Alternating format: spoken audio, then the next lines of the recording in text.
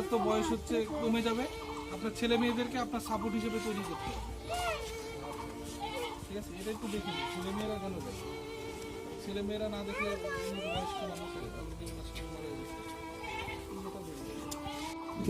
5,000 টাকা দিচ্ছি, ঠিক আছে? আর যে 30 কেজি চাল দিয়ে দিচ্ছি। সামনে যাও, সামনে যাও, সামনে যাও।